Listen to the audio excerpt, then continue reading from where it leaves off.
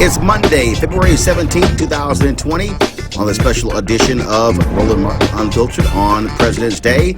We talk with journalist Ed Gorton about his new book, Conversations with a number of top African-American luminaries, what is needed to advance Black America. Also, we'll hear from Black entrepreneurs from the Culture Shift Technology Conference, how we can advance African-Americans in the field of technology.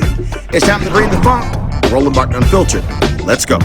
He's got it. Whatever the biz, he's on it. Whatever it is, he's got the scoop, the fact, the find. And when it breaks, he's right on time and it's rolling. Best believe he's knowing.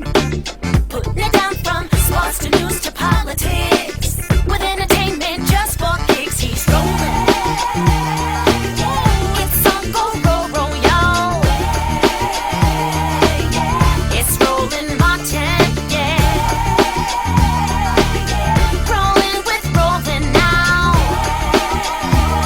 He's funk, he's fresh, he's real, the best, you know he's rolling Martin now.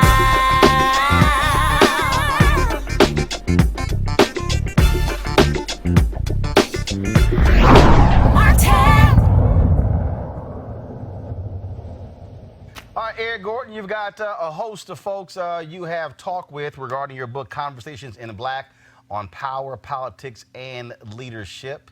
First and foremost, what was it that you want, or what is it that you wanted to achieve with this book? I want us to start thinking about new narratives. You know, Roland, you and I have talked about for many years the many town hall meetings, panels, and the like we do, and it seems as though our complaints have been that we're talking about the same things over and over and over again. And so at some point, I think we've reached a ceiling and we have to find new narratives. And I hope that this conversation will spark the idea that it's time for us to look to new narratives to move forward beyond where we have. We've achieved a lot, but certainly have a long way to go still for equality and justice in this country. Now, were these all original interviews? Were they taken from various interviews you've done with folks over the years? No, these were all original interviews. Took me about 7 months or so. I wanted the book to be as current as possible and was blessed to have the myriad of folks. We did 40 plus influencers and leaders to talk about the state of Black America, and each chapter is a different topic, and it runs the gamut from politics to pop culture. So we talk about any number of things, including obviously the 2020 election. And when you talk about those topics, one of the things that obviously you deal with is not just Donald Trump, but also President Barack Obama. Yeah, there's a reflection of the Obama years. You know, so many people talk about the forever my president, and they wistfully think about those 8 years that the president was in office. But I suggest to them that, listen, you know, we've got to live beyond that. That president is doing mighty well for himself right now. We've got to concern ourselves with how we're doing and how the community is doing. But we do have a reflection. You know, you and I have talked about historically how presidents are gauged, and you need a historical distance from their administration often to really kind of see what that administration was. And so we take a look back at those 8 years and see where the African-American community landed. And it's also insightful because we have people like Eric Holder in the book, who obviously was right there front and center. Well, one of the things I think is interesting is when I look at what Mark Morial had to say when he said the National Urban League did a report on President Obama and found that one of the things we struggled with was the standard by which we evaluate Barack Obama. Do we evaluate him in comparison to what I call the mythical super Negro, super politician, Superman standard? Here's what I don't quite understand, okay? He was the 44th president. How did the National Urban League evaluate other presidents? Isn't the standard simply you look at the issues you care about, and then where does the president come down on it? I think that statement right there, with all due respect to my frat brother Mark Morial, speaks to the problem of Black leadership. That what happened was we kept looking at Obama as the first and ignored that he was the 44th. Yeah, and I think you'll see that in the book. There's a chapter about Black leadership, and there's a chapter about, within that chapter, I should say, we talk about what I see as untouchables in our community, at least publicly. And that would be President Obama, civil rights organizations, civil rights leaders, HBCUs. Sometimes it's difficult for us to find ways to evaluate them publicly fairly. But what you will find is there are those who suggest that even though there was that dichotomy of how you judge President Obama, there were some very frank discussions in the book about the things that people thought he did right, and certainly some of the things that people thought he did wrong, or certainly had missteps as relates to a community that gave you 95+% of their vote. I love what Harry Belafonte had to say when he talked about how do we evaluate Black leaders today, when he says that America is in a crisis. I have no faith that what we have achieved in the past will bear fruit in the president, the Black caucus, and a number of people who sit as the voice of Black America have their work to do.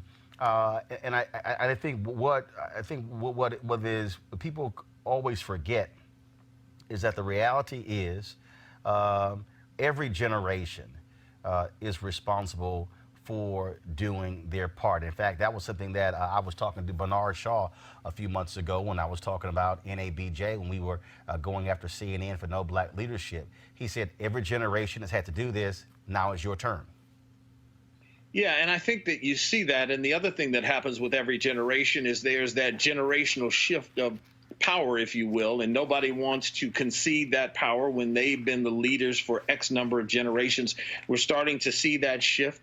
Mr. Belafonte is one example. Jesse Jackson is another. These people who've been long in the tooth in this fight have been on the front lines for so very long, but it's difficult sometimes for leaders like Reverend Jackson and others to step away and concede that there's another group behind you and perhaps that should be in front of you now to lead this fight. And so what I'm most proud of within this book is the very frank and honest conversations that I think are had between those. It's interesting because the book reads as if we're having a genuine and actual conversation, as you might imagine, with the 40+ people. The caliber of trying to pull all of those calendars together would have been impossible to get us all in the room together, but it reads as if we were having a discussion. So I was kind of the linchpin, and then I put the responses together so it reads as though we're all talking. Well, the thing that I think, even on that particular point there, I have to go to North Carolina A&T for the 60th anniversary of the lunch counter sit-ins, and which obviously was led by 4 freshmen North Carolina A&T. And I've already decided what my title is going to be, and that is, you don't need permission to stand up. I think one of the biggest issues that I have is that we want certain people to move aside, as opposed to, no, you keep doing what you do, but then now I'm also going to do what I do. I think that when I think about party elders, Republicans who are Democrats, there were people who, again, who used to be like the really, really, really powerful folks who moved sort of into an emeritus status, or people still called upon them, still reached out to them, and they still use their influence. And I think there's always this constant fight. Why can't you just move aside? No. Why don't you actually step up? And I think about historically, I think about Roy Wilkins, who called Dr. King a radical because he was a young gun on the scene, and then they did their thing, but the NAACP still existed. I look at SNCC and CORE, all these different groups. So there's space in here, but it was amazing how so many people want certain folks. We just need y'all to get out of the way, because the problem, when you start throwing away institutional knowledge and throwing away people who can literally pick the phone up and make one phone call, where you still trying to find a phone number. And that's exactly right. And that's the kind of consensus that we have, and certainly the end result of that chapter. I talk about the idea that it's not about eliminating one person. I mean, historically, you think about A. Philip Randolph. Many, and I mentioned this in the book, many historians will say that he was really the father and the birther, if you will, of the civil rights movement, yet King is, the iconic personification of it. So we've had this for many, many generations, but I think you're right, and that's what I try to come to the conclusion, that it's not an either or. I mean, you can have both. And I think that that's what's of import for all of us to determine, that we're all in this together at the end of the day. If we continue to see the country as it goes, they're not going to pick and choose which black folk they want. They don't really want any of us. So I think it's incumbent and important for all of us to stick together. I think about, what you're doing with your show. I mentioned in the book the discussions that you and I have had constantly about how African Americans, when they see us, you and I, on CNN or CBS or NBC, they are more excited than if they see us on BET or TV1 or your own entity as you're doing here. We've got to get away from this kind of thinking. We've got to start to believe that the power we wield is our power and not given to us by somebody else. I think the chapter on black men is quite interesting. A lot of people, we're operating in this space right now of black girl magic. And I totally, understand that. I also understand historically how patriarchy has played a critical role, how so many women were completely left out and are still left out of the Black freedom movement narrative, other than Rosa Parks and maybe a couple of others. But when you look at politically, in 2012, there was a 9-point gap between black men and black women voting for President Barack Obama over Mitt Romney. In 2016, it was a 13-point gap in terms of the percentage of black men who voted for Donald Trump compared to black women who voted for Hillary Clinton.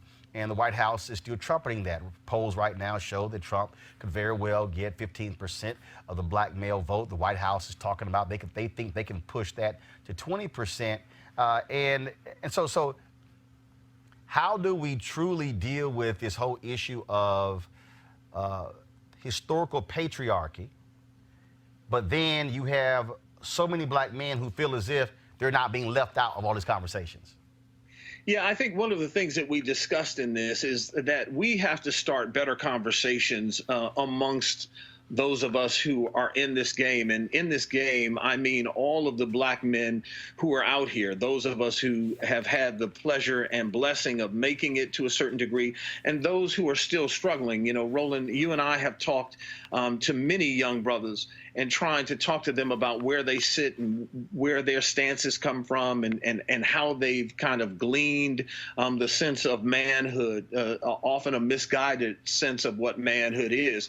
And so I think it's incumbent upon all of us to really sit down. What I will applaud sisters for, and what they've done better through Essence and other means, is kind of have this sense of camaraderie and a sense of togetherness. And I don't know that we've found that enough in trying to define what modern day manhood is all about and the expectation of what that should be. I think fraternities do it well in one sense, but I think it's got to be a broader base, a broader scope. And that's one of the things that I hope this new narrative will bring about, the idea that black men have a tremendous amount of power, intellect, sway, strength, and that we've not utilized it to its fullest potential.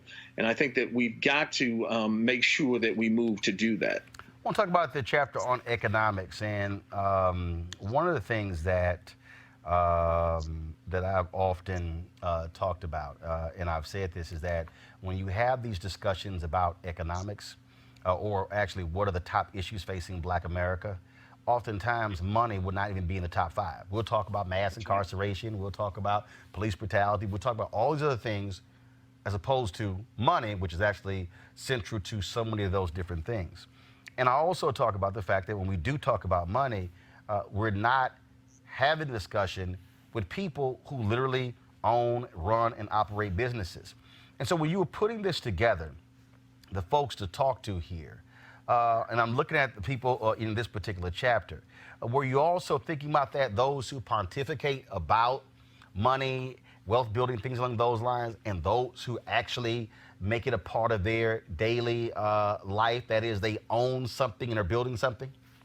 Well, it's interesting because I thought about the broad-based issue of how often we've talked about money over the years and still haven't figured out how, in fact, to master that game. We've mastered a lot of corners as African American people.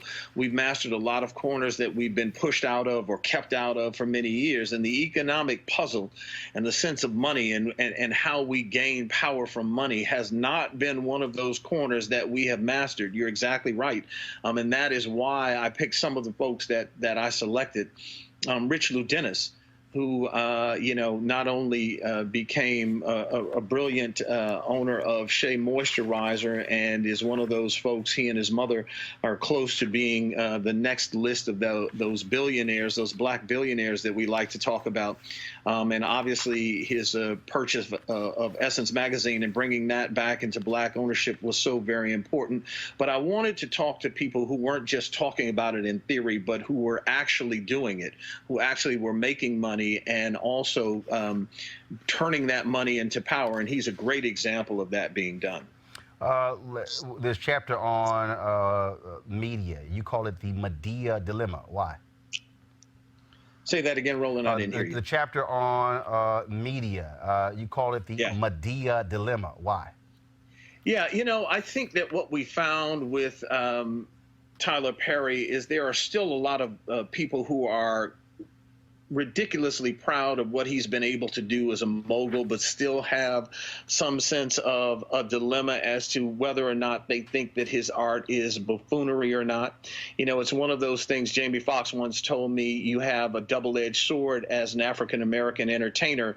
He says, a Jewish comedian can come out and joke about eating bagels and lox, but I have to think about the idea of what I owe my people and whether I can do a joke about fried chicken and watermelon. And so there's this dichotomy of us being proud of him on one hand and in some corners questioning the art that he puts out on another.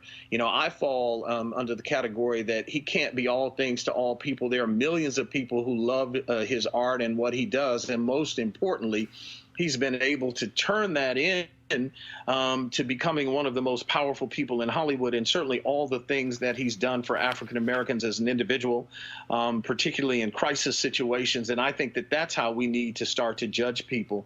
If you don't like the movies, you don't have to go to those movies. But it's an interesting conversation that is had amongst all of those in the book. Again, 40 plus people, not all 40 in every chapter, but we've got voices from everywhere. And I also talk about the importance of news and being able to tell your own stories. Again, a conversation that you and I have had privately for many, many years. I sort of laugh at the whole back and forth that people have with Medea. And the reason I do is because Dustin Hoffman put on a dress, Tootsie. Robin Williams, Mrs. Doubtfire, Gerald put on the dress. Wilson, decades ago. Flip Wilson as well.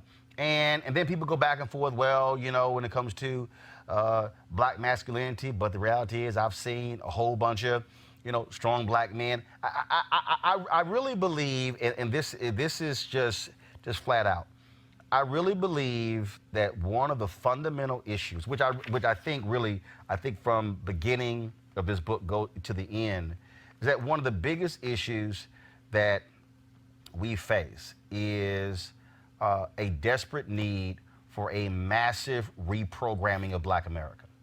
And what I mean by that is when, so like for instance, right now, all these people, you got all the people who are all upset and they're trashing Tyler Perry's movie, A Fall from Grace, on Netflix. Bruh, do you know how many movies I could watch on Netflix that made by other people? And some I think are bad, some I think are good, some I think are great, but I'm not sitting here just losing my mind. I just think that Tyler Perry has become this huge bullseye. And I think a lot of people, I think a lot of it's jealousy. I think there is this belief that one person somehow has to be all things to all of us, when the fact of the matter is, I can look at movies by Tyler Perry, by Spike Lee, by Malcolm Lee, by Antoine Fuqua, by Ava DuVernay, by Sally Richardson Whitfield. I can name so many different black directors, but it's just interesting to me the visceral reaction that people have towards Tyler Perry. I agree, and that's why we spent so much time in talking about this quote unquote dilemma in the chapter. And I think I agree with you 100%. I talk about Woody Allen and the movies that he made over the years. And I haven't seen one of them. I have not watched a single Woody Allen movie from beginning to end because they don't appeal to me. And that's my point. But Chris Rock loves them. Yeah, there you go. Yeah, and that's my point. And I agree with you 100%. It was the same thing that many people had grief with BET when it first started to come into its popularity. We have to stop thinking about these one chair, one seat, one opportunity things for African Americans, because you can't be all things to all people. Tyler Perry is just one talented person in a myriad of talented people that should be given opportunity in Hollywood to make all different kinds of movies. So I think that this sense of reevaluation, if you will, in terms of how we look at things, what we produce, what we deem. We talk about, there's a chapter called Am I Black Enough for You? It goes back to that whole question of who defines authentically black, who hands out these mythical black cards, and that notion. We've got to start talking about some things that we've let lie on the table for far too long, and we hope that that's what this book will do. We encourage people to read it with a group of folks and start your own conversations, and then most importantly, don't let it stay and die on the vine as a conversation. You need to move this to actionable items.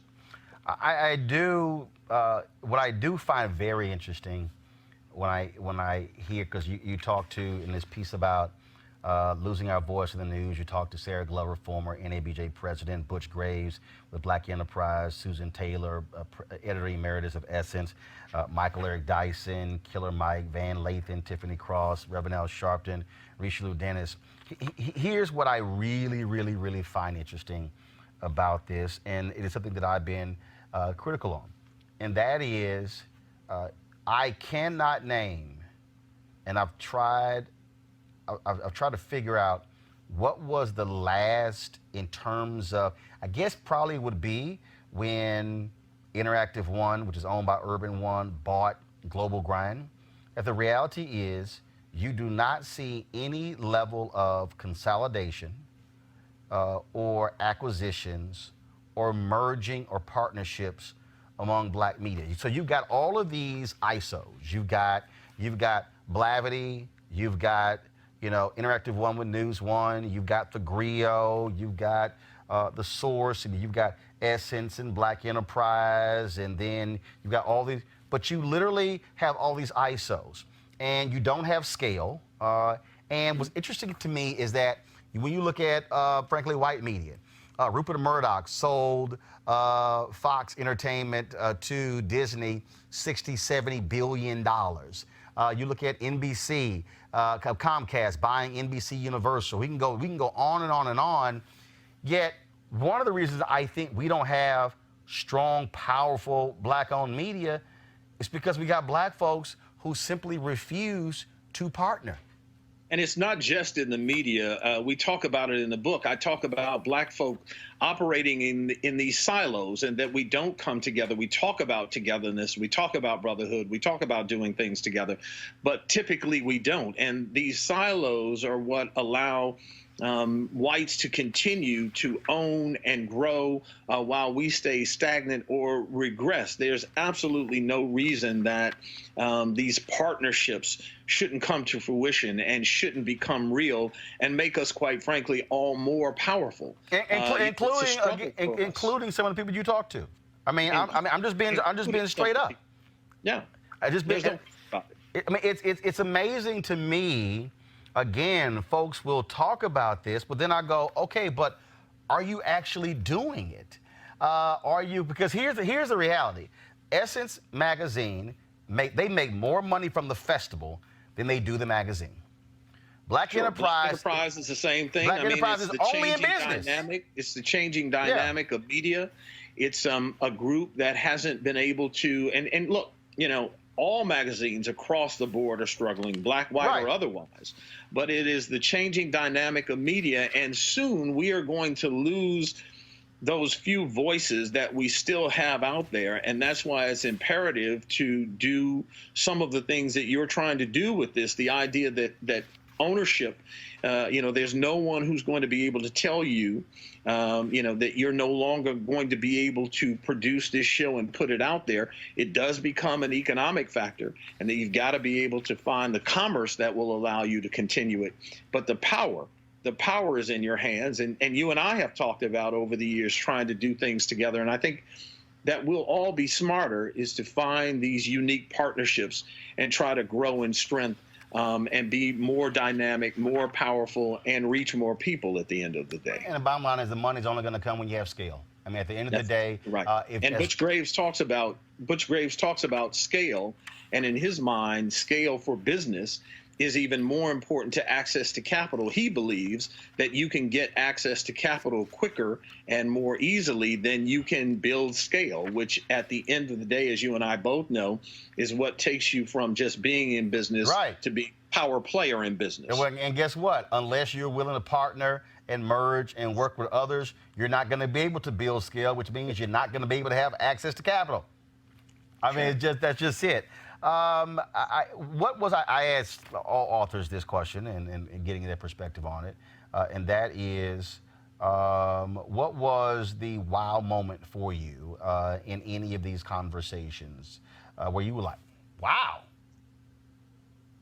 I don't know that I had one wow moment per se, Roland, because you and I have had these conversations over the years with most of the people that are in this book. I was most pleased, I think, and the wow moment came from some of the candid nature. Sometimes people are more apt to be more candid with you when you're not sitting in front of a camera, and it's not for just the psychological thought of public consumption that a camera obviously affords you right away. Someone like Maxine Waters, who's always very boisterous and candid out front. But some of the other people became more candid. And, of course, someone that you and I both love, Harry Belafonte, who's always candid, put a lot on the line. Stacey Abrams was very candid in her discussion. So I think it was just the candid nature of most of the people in the book that came across to me that gave me kind of that wow factor or that thank you factor for them being that candid with me. Last question here. Again, in terms of moving forward, I think that we've always had lots of dialogue. I think we talk about, as we open this up, we have panels and we have symposiums, we have summits, we have all of those different things, and I think back to when Tavis did the book with Third World Press, The Covenant. The Covenant. And when he came on, when I had him on my WVON radio show, what I said at the outset was, we're going to have this conversation, but I want you to come back, and I need you to come back in 6 months to say what happened. And I remember when the four Black Baptist organizations had this big thing at the World Baptist Congress, which I think is in Nashville, and there was a photo that was in Jet magazine. They were all hands outstretched, in form of agreement. And I had one of the pastors on who was the president. He was a pastor based out of Chicago. And I had him on 6 months later, and I said, okay, what have y'all done? And pretty much, the panels that we have been on together. You and I have pushed the Urban League and the NCBCP when we do these panels to say, okay, after we've done this, we need some accountability. You and I have talked to the Congressional Black Caucus. That is the biggest, to me.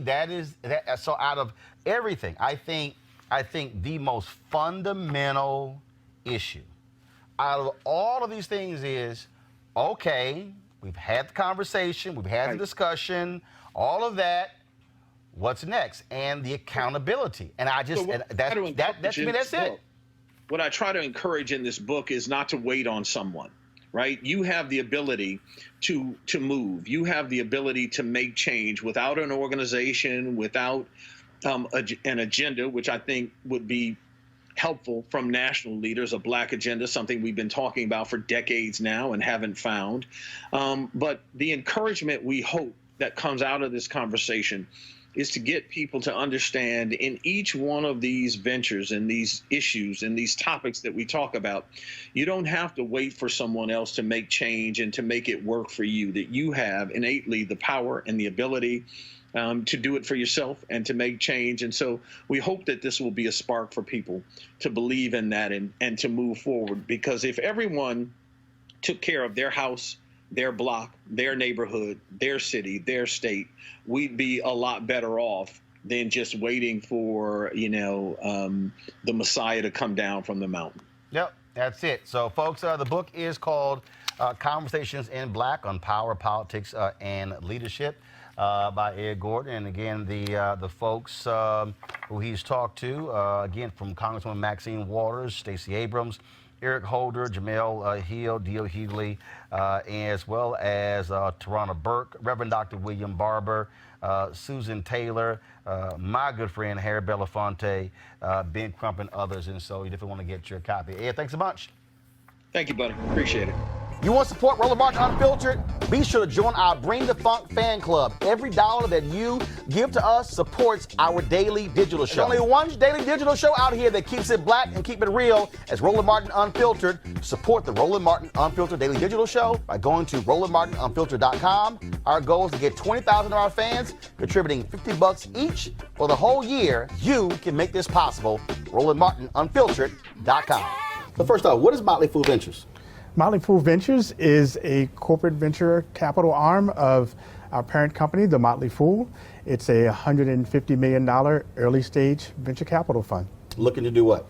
Looking to invest in Series A companies in the technology space. All right, so for the person out there who has no idea what Series A is, what the hell is Series A? That's a great question. So we look for companies with at least $500,000 in revenue, looking for an investor to come in to not only provide them some capital, but some knowledge and expertise to help them grow to the next level. All right, when you say technology, so in sort of what areas? I mean, obviously, Motley Fool, a lot of people don't know, has been doing content. Yes. Business content. So Absolutely. What are we talking about? So when we say technology companies, we're looking for startups who are looking at existing industries and using technology to either scale in those industries, create massive efficiencies, or to provide access to consumers who have been previously kind of blocked out. And a lot of fintech falls into that access category. So basically, let's say, somebody's watching right now. What's fintech? Fintech is the intersection of finance and technology. If you think about a company like a Robinhood, which is making investing in stocks accessible to a broad range of people who were left out of the old system, that would be the fintech and the access, a good example of that. I mean, sort of what we're doing. So when TV One ended my show, I launched my own digital show. The goal is to build a digital network. Yes. And what that's about, because when you look at, there are 8 black cable networks out there, and they do 1,344 hours of content a week, not 1 hour of news. And so African Americans are craving information, but when you look at the sources, we're having to rely on MSNBC or some other outlets, but they are not doing on a consistent basis what is black targeted, black specific. And that's one of the things that we've done. And so not been a bad year, done about 100 million views, 345 million minutes. And so the audience is saying we want more of it.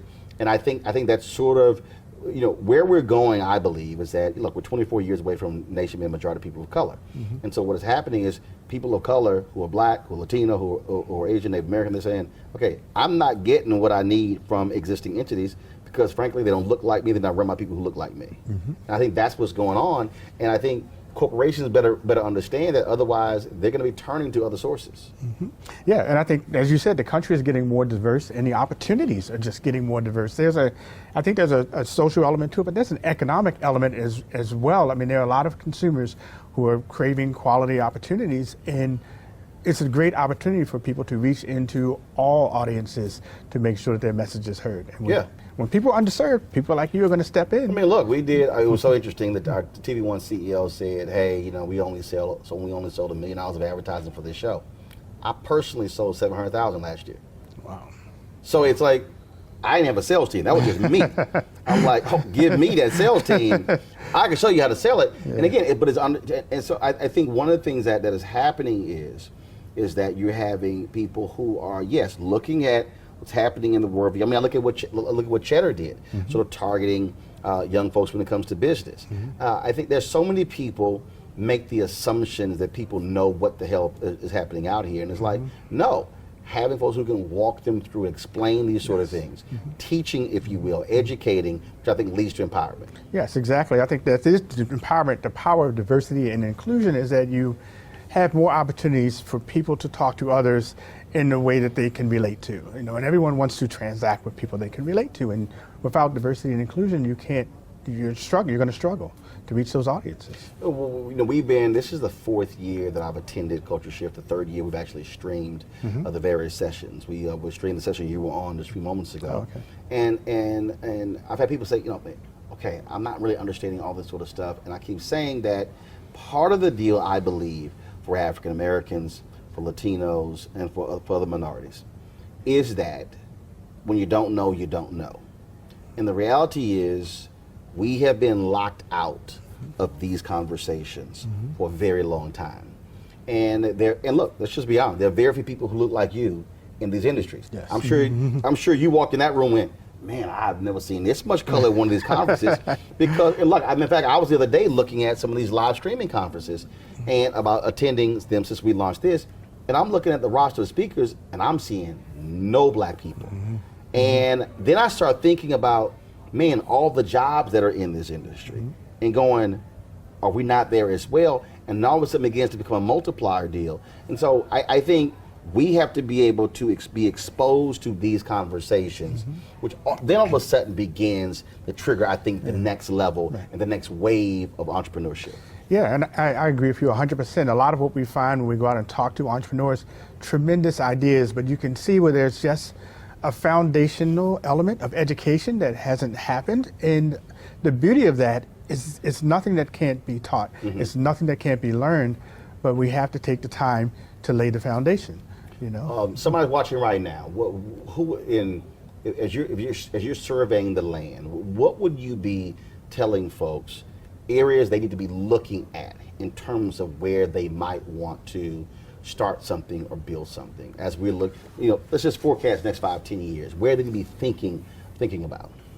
I think this is very much kind of aligned with where we invest. It's not even so much of an area, it's look at the things around you that are being done that are really inefficient and processes that are just not working, just not reaching people who you know want something.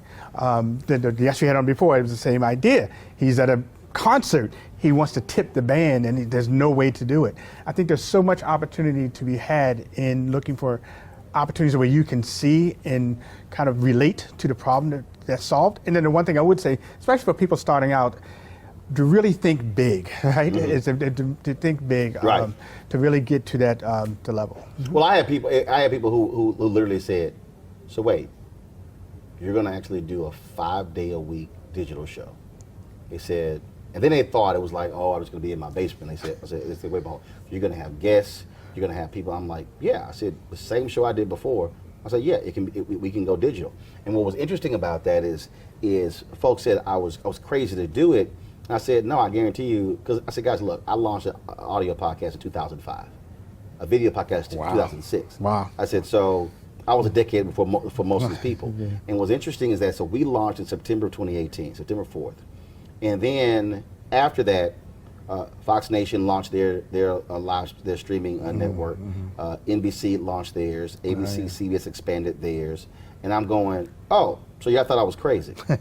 and trying to get people to understand that the shift is happening away from old models, so you can take that and say, now, how can I tweak it to serve a much different audience? And again, it's getting people just to understand that. And I think that is the last question for you.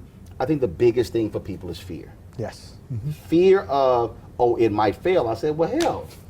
I said, it's guaranteed to fail if you never launch it. Yes, and I'll tell you a story to fail. When we launched the fund, we said we wanted 1,000 investors in our fund. That is probably 40 or 50 times more than the average fund. As far as we know, it's never been done. It's never even been tried before. People were telling me, don't do it, don't do it. Well, in fact, I have to say we failed. We only ended up with 850. You know, it feels great. Nobody cares. It doesn't matter. But if we didn't go for the big number, we would have never even gotten close. All right. Olin, we appreciate it. Thank you very Thanks much. so much. All right. You want to check out Roland Martin Unfiltered? YouTube.com/Roland S. Martin. And subscribe to our YouTube channel. There's only one daily digital show out here that keeps it black and keep it real. It's Roland Martin Unfiltered. See that name right there? Roland Martin Unfiltered. Like, share, and subscribe to our YouTube channel. That's YouTube.com/Roland S. Martin. And don't forget to turn on your notifications so when we go live, you'll know it. So first and foremost, how'd you get involved in this business? How'd I get involved in this business? So when I think about business, I think of the tech ecosystem, right? And how did I get involved with tech? Originally started when I went to school at Stanford and was a part of Silicon Valley and started getting introduced to the overall ecosystem of the Bay. And through various events and whatnot throughout my career at Stanford, I realized that tech was of interest. And a little further context on myself, I also played football for Stanford as well. And after that chapter closed and I was ready for my next, when I came back and started talking to my mentors and folks that I've met throughout my time in Palo Alto, I started realizing and coming to an understanding of, hey, here's some different options out here, here's some opportunities, and these all different interest me in their own ways.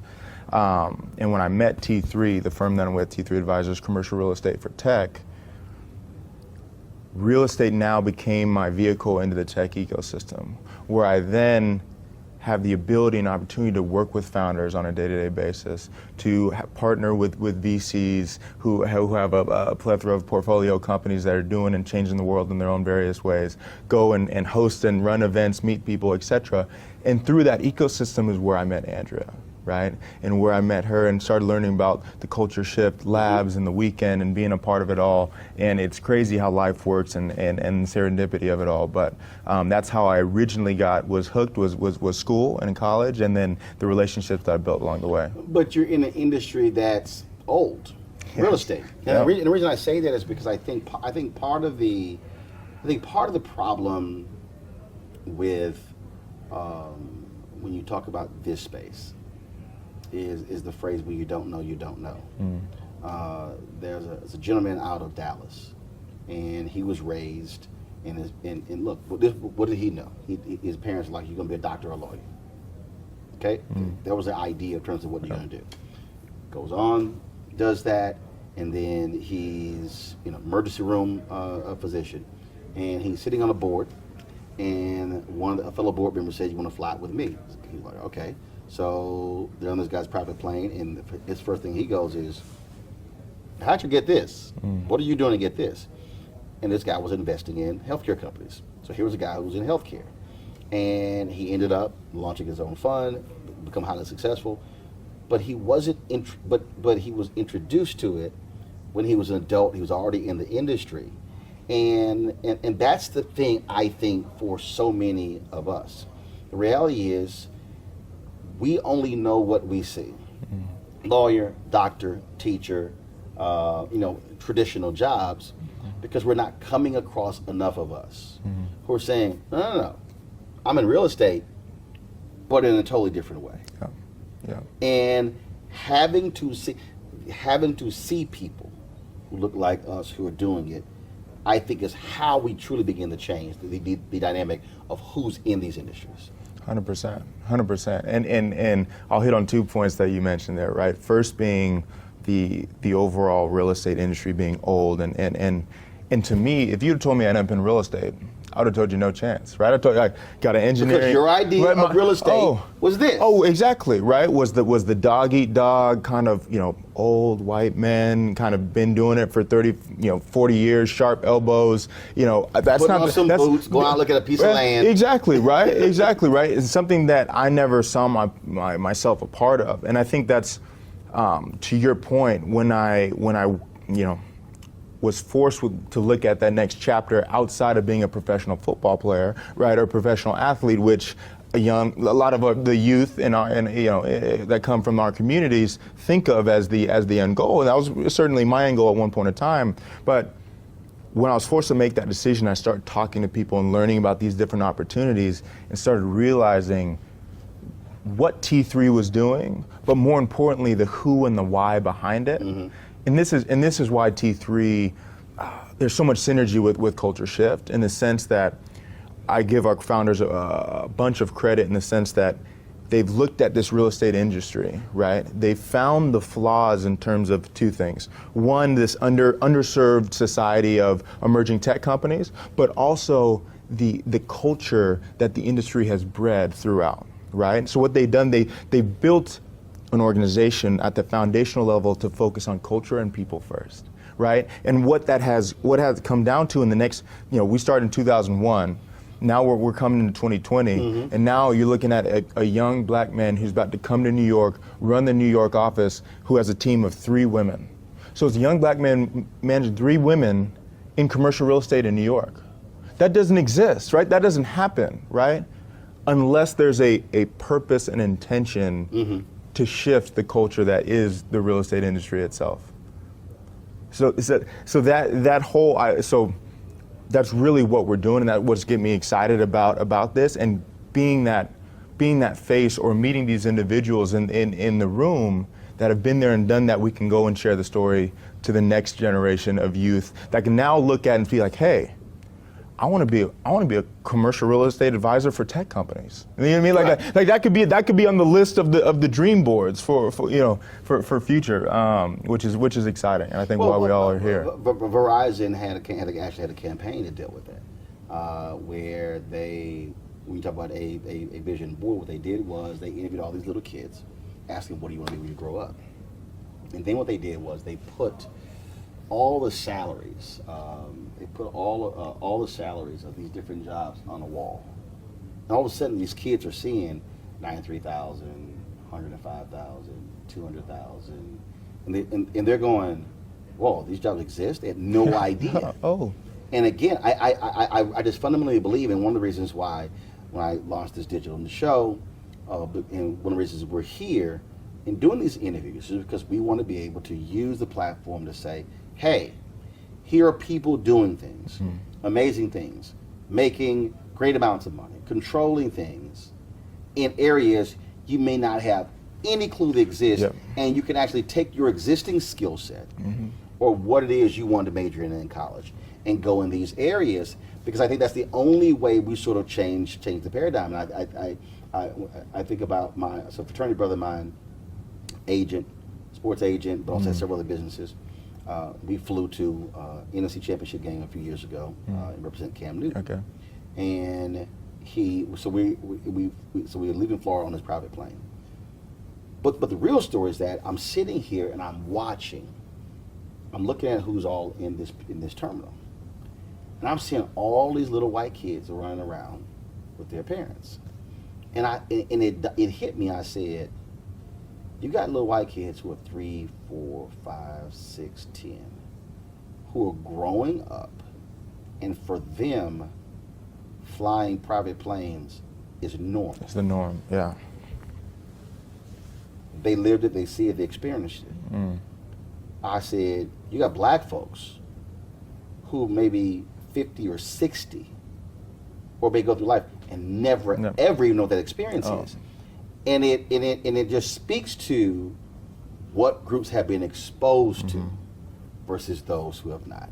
100%. And these kids are not the children of athletes or entertainers. Mm-hmm. And that's also the biggest thing. Mm-hmm. Because again, we think of, you're a rapper, you're an entertainer, you're an actor. No. Not any of that. Yeah. And that's why I think the exposure piece is so vital. It's huge. And it's matching that exposure with, and right, the next step is then instilling that confidence, to your point, around, hey, what made me a phenomenal football player can actually make me a phenomenal young professional, right? In terms of my time management, in terms of Same work ethic. the same work ethic, right? It goes into it. It goes into it, right? My perseverance. How do you respond to adversity, right? How do you adjust to sudden change, right? How do you build teams? How do you interact with one another? How do you empathize with someone on the other side of the table with you, right? All of these things that make our youth so powerful, so enriched in culture and how they go about their lives can all be applied to these different avenues and different pathways of opportunity. But to your point, it starts with the exposure. That's it. It starts with the exposure. All right. Well, certainly good luck with it. Oh, appreciate you. Appreciate you. Thanks a lot. All right now. All right. Hey fam, want to check out Roland Martin Unfiltered, the blackest show on all of digital, cable, and broadcast. Check out our audio podcast. There's only one daily digital show out here that keeps it black and keep it real. It's Roland Martin Unfiltered. Press play.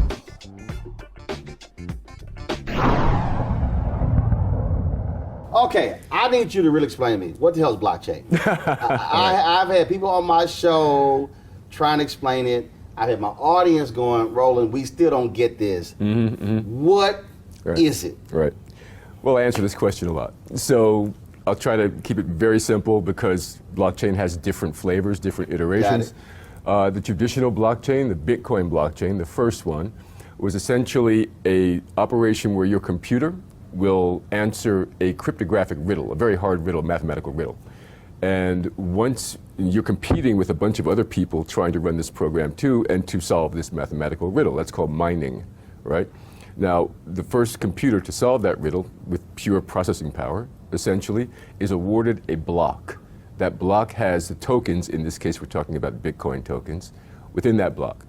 So each cycle repeats, and then the miners go at it again for the next block. See who's awarded the next block and the next block. Now, that's a series of blocks, and when you tie them together in a cryptographic secure setting, that's a chain of blocks or a blockchain. In those blocks lie the tokens and the rules, business rules and engagement rules of how that token can act and what it can do. Okay. And that's called the smart contract. So that lies inside the block with the tokens. So what am I doing with it? Like what does it do? Right. So depending on where you are and who you ask, the Japanese consider Bitcoin a legitimate currency. Tanzania has blockchained their fiat currency, their regular currency. They're bypassing Bitcoin altogether and putting their existing currency onto their own proprietary blockchain. Okay. That's where a lot of things are going to be going. That gives you the digital pathways on your phone and everything else to do peer-to-peer money movement.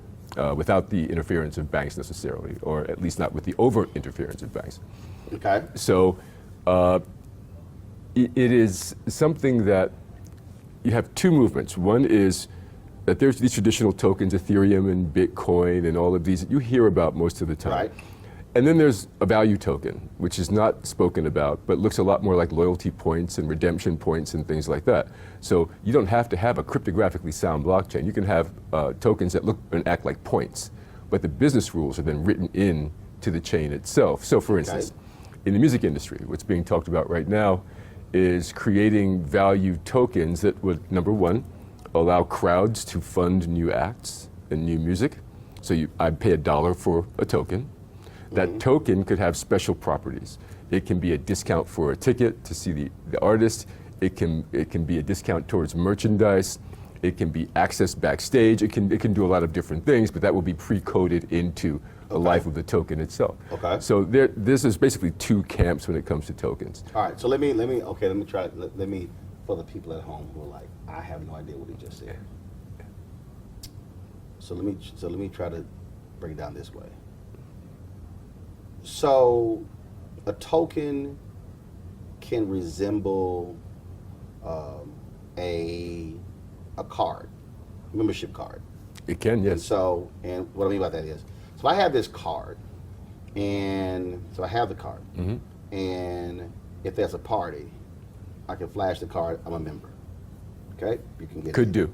Or I flash the card and I get discounts to the movie theater. Right. Because I'm a member. So essentially, with this token, so whatever is assigned to having that token. You can use it for multiple purposes and multiple uses. That's right.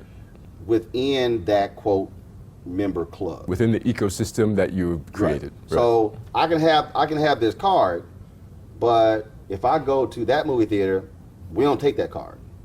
That's what happens now. Now, in a highly networked world, which is where we're headed with all of this, with the internet, these would be interchangeable. So using a token exchange, if I had, say, Nike tokens, and I don't know if we want to get into a brand thing here. Okay, it don't matter. Okay, so if I had Nike tokens, and I have a bunch of tokens I could discount for 10 pair of sneakers. I don't need those 10 pair of sneakers. I want to trade them for a concert, to see George Clinton's last concert, right? Well, I could do that over an exchange and just use with my phone or my computer, go on and say, who wants these Nike tokens? Who wants that discount? I'll trade you in whatever pricing mechanism is created for tickets to George Clinton, right? So that's the future that we see. That's the future that we're building, actually. So how does that benefit the ordinary person right now who is sitting there going, oh, I don't know what all that means. I mean, how does it benefit the everyday consumer, that young person, that middle-aged person, that older person? How does it benefit them? Well, we tend to look at it as value extrusion, not extraction. So we're creating new forms of value. Usually, if you've had a Barnes & Noble card or something like that, it's in your drawer somewhere. You've left value on that card. And as a matter of fact, the brands write that value into their write-offs. They expect you not to use that card at some point or forget you have it or whatever. So you haven't legitimately spent the value that you've earned with them. And after a while, it expires, right? So these tokens never expire. You're able to fully use them because you have a rolling log of how much you have on that token at any point, or that whatever token you have at that given point in time, and then you can trade them very easily. So with the trade, let me interrupt you. Okay, so again, just hit me. So let's say, so I've got points on my credit card. I've got like several 100,000 points. Then I've got miles. I'm Premier 1K on United. I've got miles on American. I got status there. I've got status on Delta.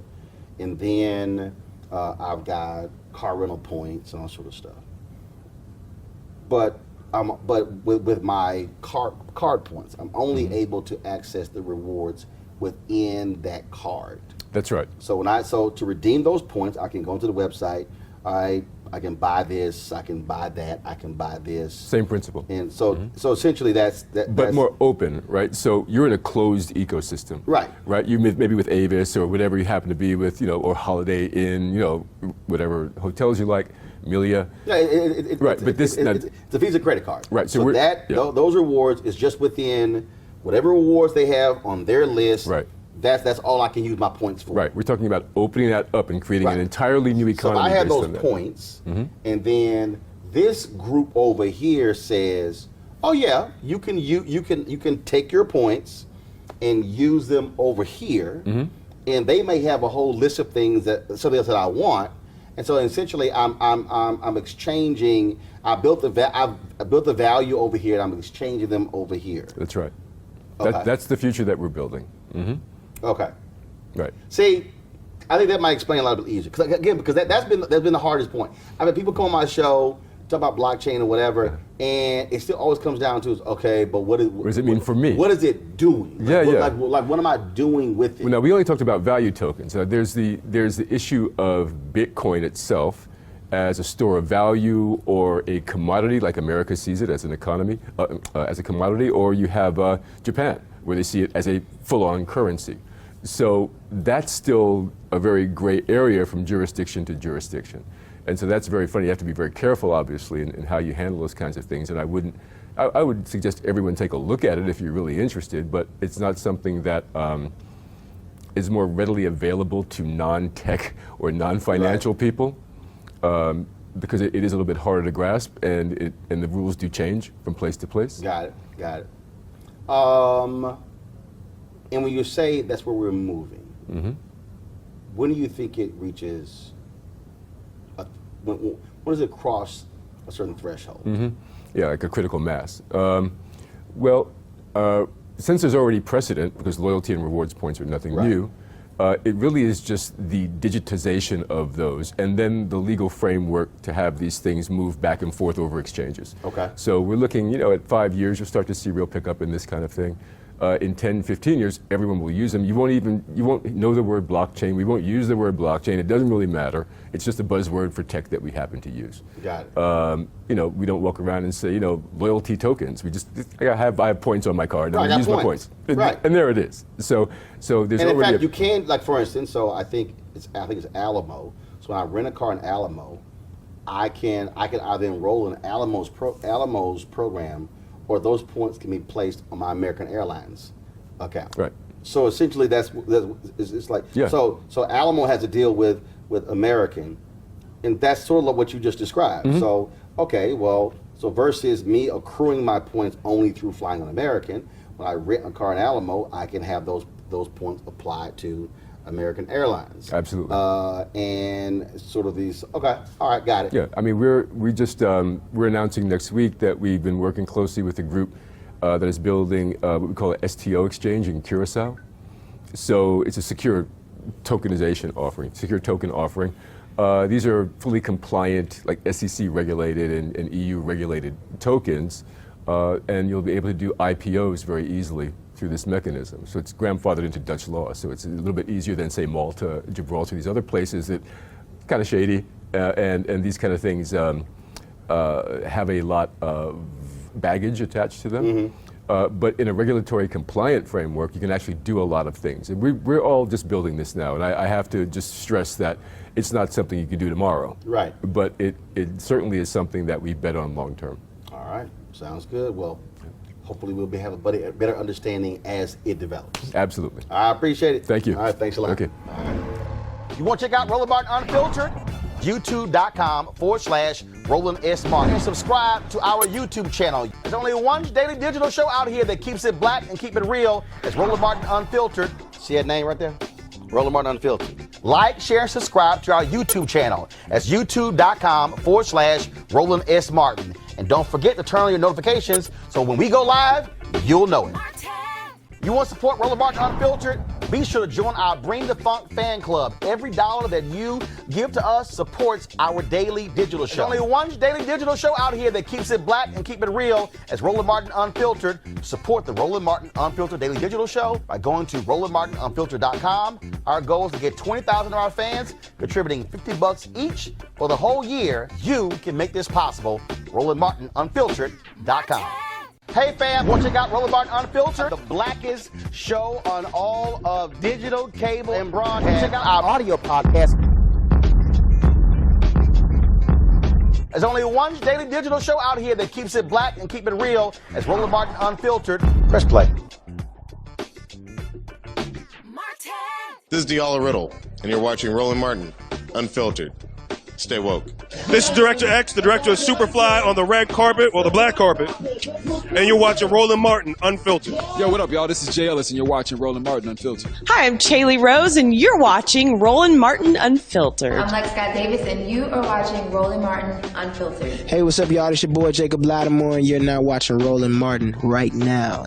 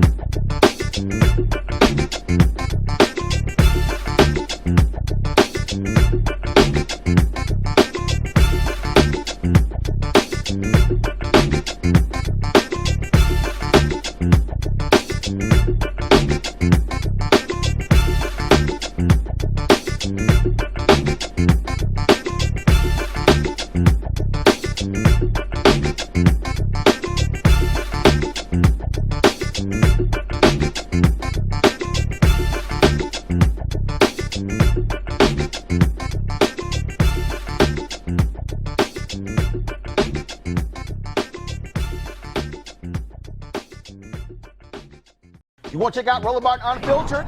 YouTube.com/Roland S. Martin. And subscribe to our YouTube channel. There's only one daily digital show out here that keeps it black and keep it real. It's Roland Martin Unfiltered. See that name right there? Roland Martin Unfiltered. Like, share, and subscribe to our YouTube channel. That's YouTube.com/Roland S. Martin. And don't forget to turn on your notifications so when we go live, you'll know it.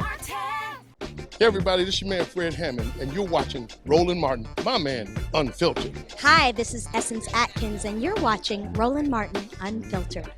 Hey yo, Peace World, what's going on? It's the Love King of R&B, Raheem Devon, and you're watching Roland Martin Unfiltered. Hi, my name is Brescia Webb, and you're watching Roland Martin Unfiltered. Ow. Well, I like a nice filter usually, but we can be unfiltered. What's going on? This is Tobias Trevelyan. And if you're ready, you are listening to and you are watching Roland Martin Unfiltered. What's up? I'm Lance Gross, and you're watching Roland Martin Unfiltered. Hi, this is Cheryl Lee Ralph, and you are watching Roland Martin Unfiltered. I mean, could it be any other way? Really? It's Roland Martin.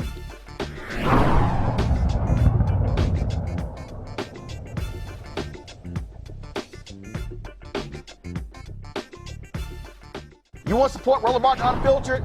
Be sure to join our Bring the Funk fan club. Every dollar that you give to us supports our daily digital show. There's only one daily digital show out here that keeps it black and keep it real as Roland Martin Unfiltered. Support the Roland Martin Unfiltered daily digital show by going to RolandMartinUnfiltered.com. Our goal is to get 20,000 of our fans contributing $50 each for the whole year. You can make this possible. RolandMartinUnfiltered.com. Hey fam, want to check out Roland Martin Unfiltered? The blackest show on all of digital, cable, and broadcast. Check out our audio podcast. There's only one daily digital show out here that keeps it black and keep it real. It's Roland Martin Unfiltered. Press play.